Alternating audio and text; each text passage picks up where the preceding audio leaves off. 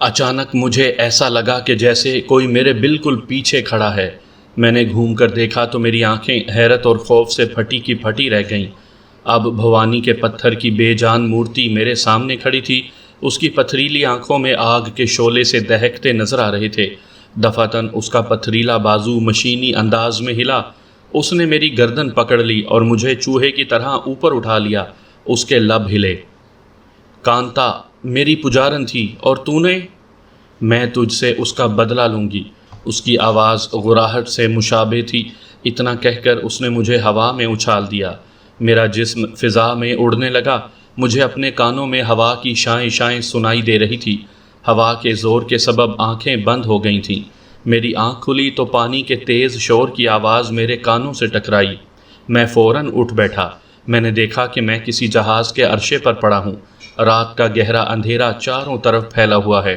فضا میں پانی کے شور کے سوا اور کوئی آواز نہیں تھی۔ میں نے آنکھیں پھاڑ پھاڑ کر اندھیرے میں چاروں طرف دیکھا، مگر وہاں گھپ اندھیرے کے سوا کچھ نہ تھا۔ کوئی ہے؟ میں نے جہاز کے عرشے پر کھڑے ہو کر چلا کر پوچھا، مگر جواب ندارد۔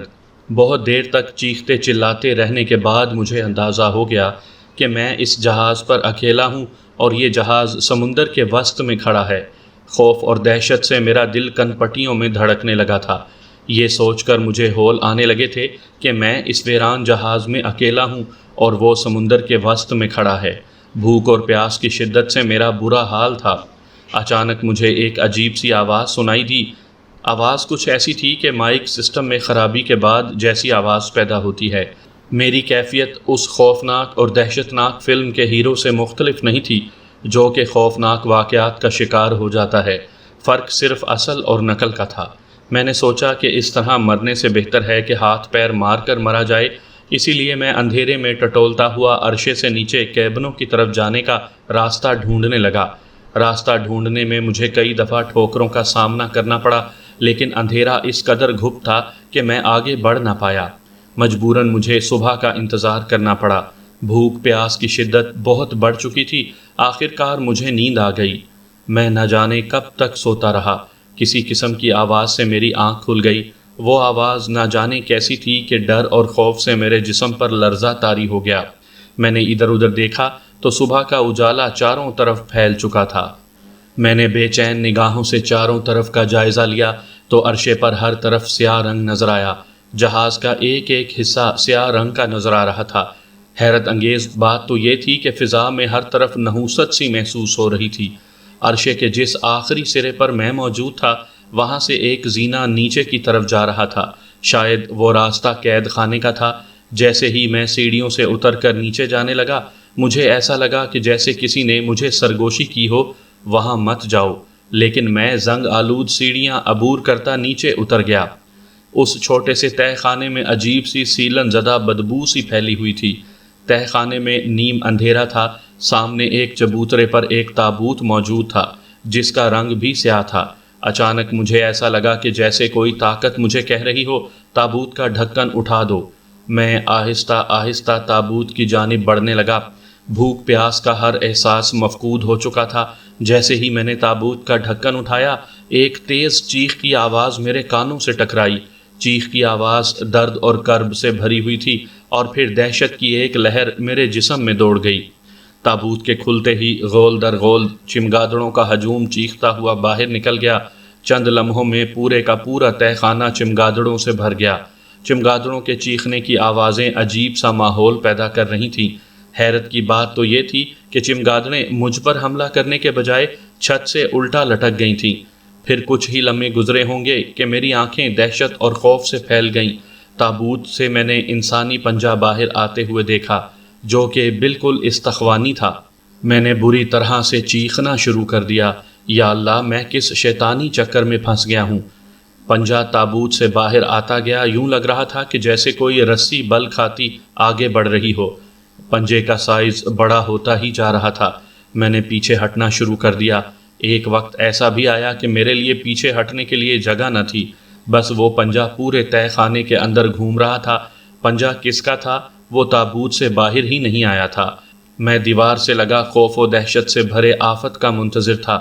اچانک میرے حلق سے تیز چیخ نکلی اور میں جھٹکے سے منہ کے بل گر گیا، کیونکہ اب اس پنجے کی گرفت میری پنڈلی پر بے حد مضبوط ہو چکی تھی۔ اس پنجے نے مجھے تابوت کی جانب کھینچنا شروع کر دیا۔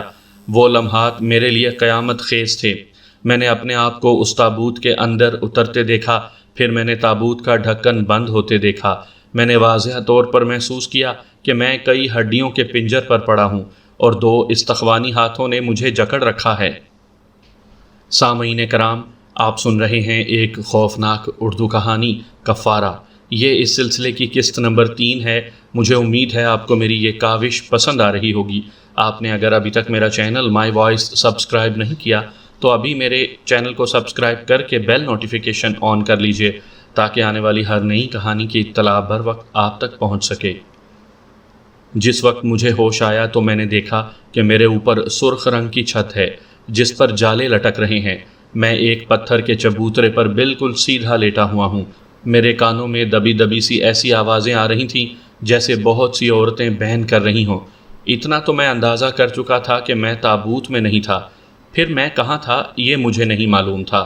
میں نے اٹھنا چاہا لیکن میں جسم کو ہلا تک نہیں سکا، جیسے میرا پورا جسم پتھر کا ہو چکا ہو۔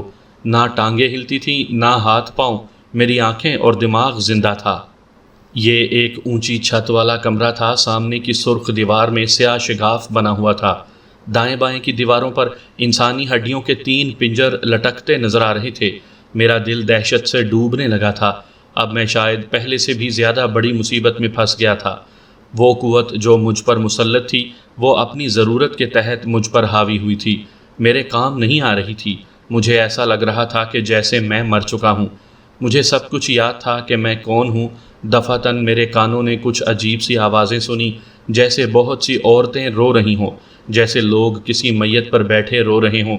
پھر یہ آوازیں آہستہ آہستہ دور ہونے لگیں۔ میری آنکھیں سامنے کے دیوار کے شگاف پر جمی ہوئی تھی۔ میرے دیکھتے ہی دیکھتے شگاف سے دھواں اٹھنا شروع ہو گیا۔ دھواں واضح ہونے لگا۔ اس دھوئیں سے جو پہلی شکل ابھری اس بوڑھے کی تھی جس کی بیٹی کا میں نے ٹرین میں خون پیا تھا۔ اس بوڑھے کی آنکھیں چڑی ہوئی تھیں، ان آنکھوں میں نفرت اور غصہ موجود تھا۔ دوسری صورت کانتا کی تھی جس کی آنکھوں میں طنز اور حقارت موجود تھی۔ دفعتاً اس دھوئیں نے جسم کی صورت اختیار کرنا شروع کر دی۔ اس بار کانتا مکمل صورت میں تھی۔ کانتا کا حال اس وقت نہایت عجیب اور خوفناک تھا۔ وہ اپنے کپڑوں سے بے نیاز تھی۔ اس کے حسین اور خوبصورت جسم سے سنہرے رنگ کا ایک سانپ لپٹا ہوا تھا۔ اس کی دائیں چھاتی سے خون نکل رہا تھا جسے سانپ پی رہا تھا۔ کانتا کے چہرے پر اذیت اور کرب کے آثار تھے۔ یہ میرا بیٹا ہے۔ یہ وہ بیٹا ہے جو ماں کے دودھ کی جگہ خون پیتا ہے۔ وہ بڑے پیار سے سانپ کو چمکارتے ہوئے بولی، یہ تم سے میرا بدلہ لے گا۔ تم بھوانی کے عذاب کا شکار ہو۔ میں تمہیں مارنا چاہوں تو مار سکتی ہوں، مگر جو مزہ اذیتوں سے مارنے میں ہے وہ کسی میں نہیں۔ اتنا کہہ کر اس نے بڑے پیار سے سانپ کو فرش پر پھینک دیا۔ میں چیخنا چاہتا تھا مگر چیخ نہیں پاتا تھا۔ سانپ رینگتا ہوا میری طرف بڑھنے لگا۔ میرا چہرہ دہشت سے سفید پڑ گیا۔ کچھ ہی لمحوں میں سانپ میرے جسم پر چڑھنے لگا۔ اس سے قبل کہ وہ میری گردن سے منہ لگا پاتا کہ اچانک وہ فضا میں کئی فٹ اوپر اچھلا۔ جب وہ نیچے آیا تو وہ ٹکڑوں میں بٹ چکا تھا۔ جہاں کانتا کھڑی تھی وہاں سے تھوڑے فاصلے پر نیلے رنگ کا دھواں نظر آنے لگا تھا۔ اس دھوئیں کے حجم نے پھیلتے پھیلتے ایک انسانی جسم کی صورت اختیار کر لی۔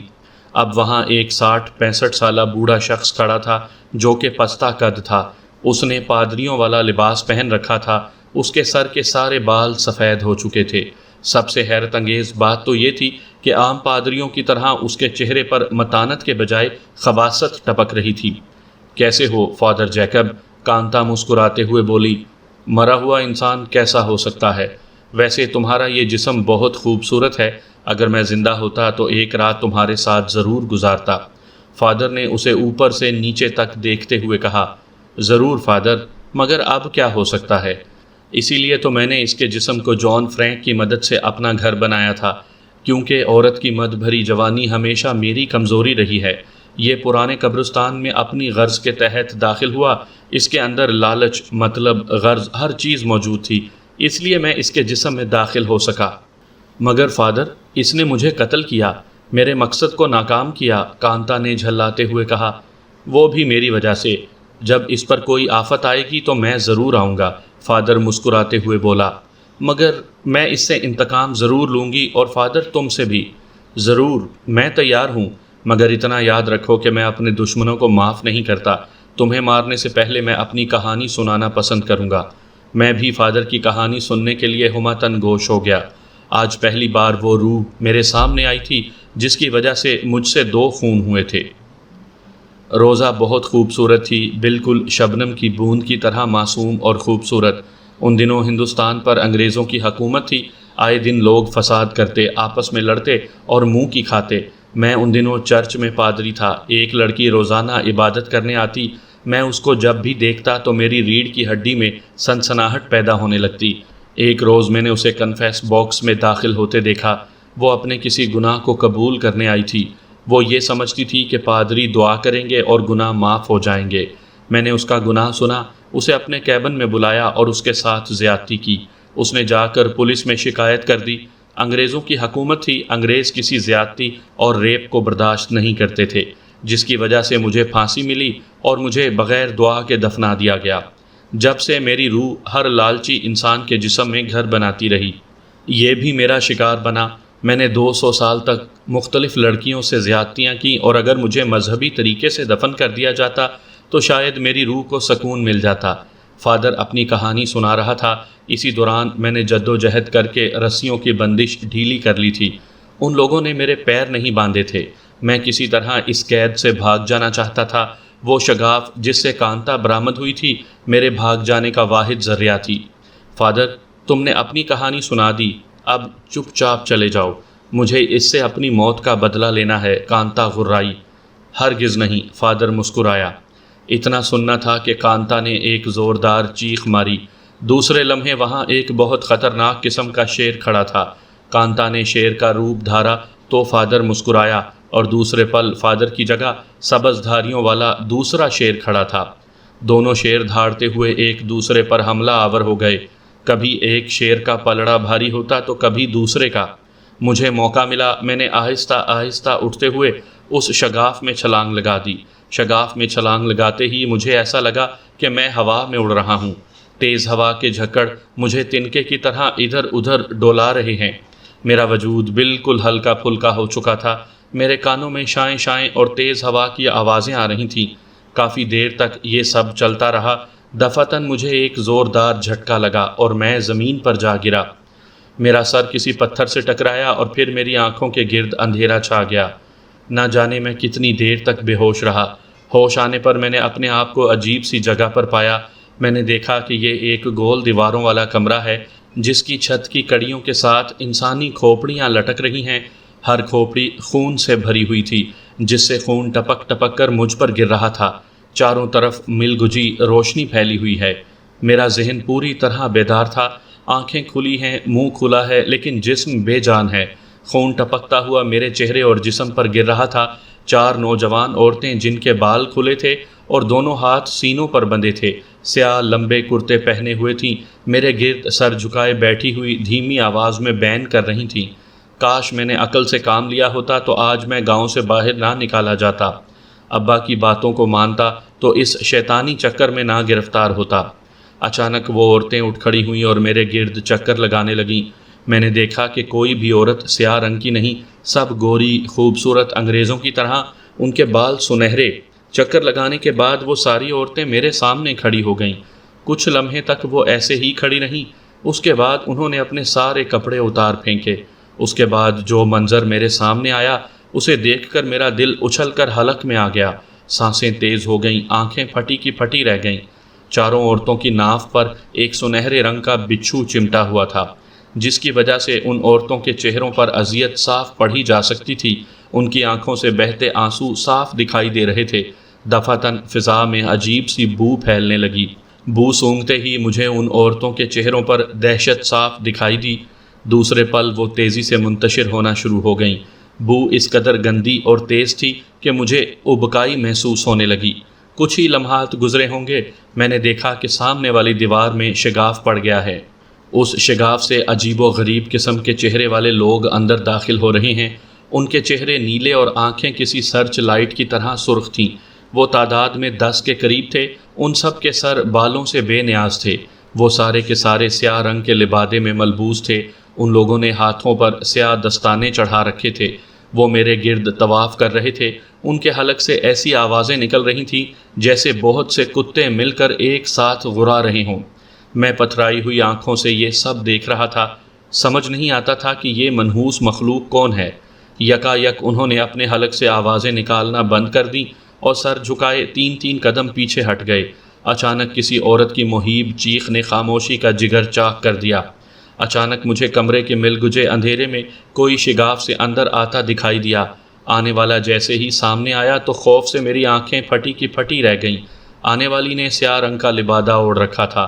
وہ کوئی اور نہیں، میری دشمن جان کانتا تھی۔ کانتا کے لبوں پر طنزیہ مسکراہٹ تھی۔ تم نے جس شگاف میں چھلانگ لگائی وہ میری دنیا میں داخل ہونے کا ایک دروازہ تھا۔ میں نے اس فادر کے بچے کو ایسی جگہ پہنچایا ہے جہاں سے وہ کبھی واپس نہیں آ سکتا۔ اب تم ہمیشہ کے لیے میرے انتقام کا شکار ہوتے رہو گے، نہ مرو گے اور نہ جیو گے، صرف غلام بن کر رہو گے۔ اتنا کہہ کر اس نے حلق سے عجیب قسم کی آواز نکالی۔ آواز کا نکالنا ہی تھا کہ نہ جانے کہاں سے ایک سیاہ پوش سامنے آ گیا۔ اس سیاہ پوش کا سارا جسم چمکدار ریشمی لبادے میں ڈھکا ہوا تھا۔ اس کے چہرے پر سیاہ رنگ کا لبادہ تھا۔ اس کا نام چلکاش تھا۔ چلکاش، آج سے یہ تمہارا غلام ہے، اس کے ساتھ جو چاہو سلوک کرو، لیکن یاد رکھنا مرنے نہ پائے۔ کانتا نے غراتے ہوئے کہا، آپ کا حکم سر آنکھوں پر، خیال رہے گا اور یہ مرے گا نہیں۔ اس سیاہ پوش کے منہ سے آواز نکلی، بہت خوب۔ کانتا مسکرائی اور پھر غائب ہو گئی۔ کانتا کے غائب ہوتے ہی چلکاش نے میری طرف دیکھا، اپنے چہرے پر پڑا لبادہ اتار پھینکا۔ چہرے کا لبادہ اترتے ہی میری چیخ نکل گئی۔ وہ ایک انسانی کھوپڑی تھی جس کی ناک اور آنکھوں کے سوراخ کے بیچ ایک چھوٹا سا چمکدار سانپ کبھی ناک کے سوراخ میں گھستا تو آنکھوں سے باہر آتا اور آنکھوں سے گھستا تو ناک سے باہر آتا۔ چلکاش آرام آرام سے چلتا ہوا میری جانب آیا۔ میں دہشت بھری نظروں سے چلکاش کو دیکھ رہا تھا۔ آج سے تو میرا غلام ہے۔ تو سب کچھ بھول جائے گا، جو میں بتاؤں گا وہ یاد رکھے گا۔ میں نہیں جانتا تھا کہ چلکاش کیا کرنے والا ہے۔ میرے دیکھتے ہی دیکھتے اس نے وہ چمکدار سانپ اٹھایا اور مجھ پر چھوڑ دیا۔ خوف اور دہشت سے میرے حلق سے چیخ نکل گئی۔ سانپ نے بڑی سرعت کے ساتھ میرے ماتھے پر ڈس لیا۔ سانپ کے ڈستے ہی مجھے ایسا لگا جیسے کسی نے پگھلا ہوا سیسا میری رگوں میں انڈیل دیا ہو اور مجھ پر بڑی تیزی سے غنودگی طاری ہونے لگی۔ یوں لگا جیسے میں خود کو فراموش کرتا جا رہا ہوں۔ میری یادداشت جیسے دھندلی ہوتی جا رہی ہو، چاروں طرف اندھیرا چھاتا جا رہا ہو۔ مجھے اپنے اندر ایک نئی شخصیت ابھرتی ہوئی محسوس ہوئی جو کہ خود کو بھی نہیں جانتی تھی۔ پھر مجھے ہوش نہ رہا۔ میں کون تھا، کہاں سے آیا تھا، میں نہیں جانتا تھا۔ ہوش آنے پر میری شخصیت بدلی ہوئی تھی۔ چلکاش اور دوسرے شیطانوں سے محبت سی محسوس ہو رہی تھی۔ آج سے تمہارا نام جبلی ہے اور تم میرے غلام ہو۔ یہ میرا پہلا حکم ہے کہ یہ مشروب پی جاؤ۔ اس نے ایک سیاہ رنگ کا پیالہ میری جانب بڑھاتے ہوئے کہا۔ پیالے سے عجیب سی بدبو اٹھ رہی تھی جیسے کچا گوشت سڑ گیا ہو، مگر مجھے وہ خوشبو محسوس ہو رہی تھی۔ میں نے اس پیالے کو دیکھا اور پھر سارا مشروب غٹا غٹ پی گیا۔ میرے مشروب ختم کرتے ہی مجھے سینے میں نہایت شدید قسم کی جلن محسوس ہونے لگی۔ شاباش، اب تمہیں میرا ایک کام کرنا ہے۔ اگر میں خوش ہوا تو تمہیں اپنا جانشین بنا لوں گا۔ میں نے اس کی بات نہ سنی۔ مجھے ایسا لگ رہا تھا کہ جیسے میرے سینے میں آگ لگ چکی ہو۔ نہ جانے وہ کس قسم کا مشروب تھا جس سے مجھے شدید قسم کی جلن محسوس ہو رہی تھی۔ میرے چہرے پر تکلیف کے آثار دیکھ کر چلکاش اپنی کرخت آواز میں گویا ہوا، یہ دیوتاؤں کا جل ہے، تمہیں مہان بنا دے گا۔ اب تمہیں میرا کام کرنا ہوگا۔ میں ہر آزمائش پر پورا اتروں گا۔ میں نے سر جھکا کر کہا۔ مجھے خود حیرت تھی کہ یہ جملہ میرے منہ سے کیسے نکل گیا۔ میں ان کی عجیب و غریب زبان کیسے بولنے لگ گیا تھا۔ یہ اسی کالے جادو اور شیطانی قوتوں کا اثر تھا۔ میں خود بھی نہیں جانتا تھا کہ میں کیا بن گیا ہوں۔ بس ایک حکم کا غلام۔ شاباش، اب اس اسٹریچر پر لیٹ جاؤ، چلکاش خوش ہو کر بولا۔ میں چپ کر کے اس اسٹریچر پر لیٹ گیا۔ میں نہیں جانتا تھا کہ آگے کیا ہونے والا ہے، بس میں چپ چاپ اسے دیکھ رہا تھا۔ چلکاش نے آگے بڑھ کر میری قمیض نوچ لی۔ میرا سینہ ننگا ہو گیا۔ کچھ ہی لمحے کے بعد چلکاش نے اپنے منہ میں ہاتھ ڈال دیا۔ جب ہاتھ باہر نکالا تو ایک چوہے کے سائز جتنی چھپکلی اس کے ہاتھ میں تھی۔ میں نے زندگی میں کبھی اتنی بڑی چھپکلی نہیں دیکھی تھی۔ اچانک اس نے وہ حرکت کی کہ میں سوچ بھی نہیں سکتا تھا۔ میرے حلق سے بے ساختہ چیخ نکل گئی۔ وہ چھپکلی میرے سینے پر رینگ رہی تھی اور بار بار اپنی سرخ زبان سے میرے سینے کو چاٹنے لگی۔ اس کا نام زباتا ہے اور یہ تمہاری رکشک ہے۔ کچھ دیر بعد چلکاش نے حلق سے عجیب سی آواز نکالی۔ آواز کے نکلتے ہی دروازہ کھل گیا اور ایک سیاہ پوش لڑکی اندر داخل ہوئی۔ آج سے تم اس کے ساتھ رہو گی اور اسے کام سمجھا دو کہ کیا کرنا ہے، یہ کہہ کر چلکاش باہر چلا گیا۔ وہ چھپکلی میرے سینے سے اس طرح چمٹی رہی تھی جیسے میرا سینہ اس کی قیام گاہ ہو۔ یہ کچھ نہیں کرے گی، مجھے اس طرح ڈرتے دیکھ کر سیاہ پوش لڑکی بولی۔ زباتا تم جاؤ، لڑکی چھپکلی کی طرف دیکھ کر بولی۔ چھپکلی نے سر اٹھا کر اس کی طرف دیکھا کہ جیسے اس کی بات سن لی ہو۔ دوسرے لمحے وہ میرے سینے سے اتر گئی۔ جب تم اسے پکارو گے یہ آ جائے گی۔ اتنا کہہ کر اس نے میرا ہاتھ پکڑ کر اسٹریچر سے نیچے اتار دیا۔ اس کے ہاتھ پکڑتے ہی میرے جسم میں دوڑتا لہو یکدم تیز ہو گیا۔ ایسا لگا کہ جسم میں خون کی جگہ پگھلا ہوا سیسا دوڑ رہا ہو۔ مجھ پر ایک خمار آلود کیفیت طاری ہو گئی۔ میں نے اس کی طرف دیکھا تو وہ میری طرف دیکھ کر مسکرائی اور پھر بولی، کسی وقت میں تمہاری یہ آرزو بھی پوری کر دوں گی۔ میں چاہتا ہوں بہت جلد وہ دن آئے جب مجھے قرب ملے۔ میں نے بھی جواباً مسکرا کر کہا، زہر نے میرے اندر کی ساری انسانیت کو ختم کر دیا تھا۔ سیاہ پوش لڑکی مجھے لے کر چلتی رہی اور میں بھی اس کے ساتھ ساتھ چلتا رہا۔ دروازے کے دوسری طرف ایک سرنگ نما راستہ تھا۔ سرنگ نما تاریک راستہ ایک کیبن کے بند دروازے کے پاس جا کر ختم ہو گیا۔ ہم کیبن میں داخل ہو گئے۔ کیبن زیادہ بڑا نہ تھا۔ کیبن کی دیوار پر ایک نہایت عجیب سی پینٹنگ لگی ہوئی تھی جس میں ایک عورت اور مرد نظر آ رہے تھے۔ مرد نے عورت کے سینے میں تلوار گھونپ رکھی تھی۔ عورت کے سینے سے خون بہہ بہہ کر دیوار کے سہارے کھڑے ایک تابوت پر گر رہا تھا۔ میرے لیے کوئی بھی بات حیرت انگیز نہیں تھی کہ ایک بے جان پینٹنگ سے خون کیوں نکل رہا تھا۔ سیاہ پوش لڑکی نے تابوت کے ساتھ کھڑا ہونے کو کہا اور تابوت کا ڈھکن اٹھا دیا۔ تابوت کے اندر ایک آدمی مردہ حالت میں پڑا تھا۔ سیاہ پوش لڑکی نے بڑی تیزی سے اس مردے کے سارے کپڑے اتار دیے۔ مردے کے کپڑے اترتے ہی اس کا جسم تیزی سے گلنے لگا۔ چند ہی لمحوں میں وہاں صرف بھربھری مٹی کا ڈھیر تھا۔ سیاہ پوش لڑکی نے بڑی ہی حقارت سے اس مٹی کی طرف دیکھا اور پھر میری طرف دیکھ کر بولی، جبلی یہ سارے کپڑے تم پہن لو۔ میں نے کسی معمول کی طرح اس کے ہاتھ سے کوٹ اور پینٹ لے لیا اور لمحے میں کوٹ پینٹ میرے جسم پر نظر آ رہا تھا۔ پھر اس نے نہ جانے کہاں سے ایک عطر کی بوتل نکالی اور مجھ پر چھڑک دی۔ خوشبو کا ایک جھونکا میرے پورے جسم کو معطر کر گیا۔ جبلی آج سے یہ تابوت تمہارا گھر ہے، تم اسی میں رہو گے۔ تمہارا حکم سر آنکھوں پر، میں نے کہا۔ شاباش، اپنا کان ادھر لاؤ۔ میں جیسے ہی اپنا کان اس کے قریب لے گیا، اس نے نہ جانے کیا چیز پڑھی کہ گرم ہواؤں کے تیز جھونکے مجھے اپنے کان میں چلتے ہوئے محسوس ہوئے۔ میں نے تمہارے کانوں میں آقائے ابلیس کا سب سے طاقتور طلسمی منتر پھونک دیا ہے۔ اب تم انسانوں کی دنیا میں ویسا کرو گے جیسا ہم چاہیں گے۔ ہاں، میں وہی کروں گا جو تم لوگ کہو گے۔ مجھے ایسا لگا کہ جیسے میری آواز مجھے اندھے کنویں سے آتی ہوئی محسوس ہو رہی ہو۔ شاباش، اب آنکھیں بند کر لو۔ اور جیسے ہی میں نے آنکھیں بند کی، میرے پیر زمین سے اٹھ گئے۔ مجھے اپنے ارد گرد تیز ہواؤں کا شور محسوس ہو رہا تھا۔ کبھی سمندر کی طوفانی موجیں شور کرتی ہوئی محسوس ہوتیں۔ میں ہوا میں پرواز کر رہا تھا۔ مجھے اپنے ارد گرد سناٹا محسوس ہو رہا تھا۔ مجھے ایسی بو محسوس ہونے لگی جیسے کہیں تازہ دفن کیے گئے مردے کی قبر کسی نے کھول دی ہو۔ آنکھیں کھول دو، سیاہ پوش لڑکی کی آواز آئی۔ جیسے ہی میں نے آنکھیں کھولیں تو میں نے دیکھا کہ میں کسی قبرستان میں کھڑا ہوں اور سیاہ پوش لڑکی کا کہیں پتہ ہی نہیں۔ میرے چاروں طرف قبریں ہی قبریں تھیں۔ ان قبروں پر سوکھی شاخوں والے درخت جھکے ہوئے تھے۔ ان کے اوپر چاند نکلا ہوا تھا جس کی ماتمی اور اداس روشنی قبرستان کی فضا کو اور زیادہ ڈراؤنا بنا رہی تھی۔ آگے آگے بڑھتے جاؤ جبلی، سیاہ پوش لڑکی کی آواز میرے کانوں سے ٹکرائی۔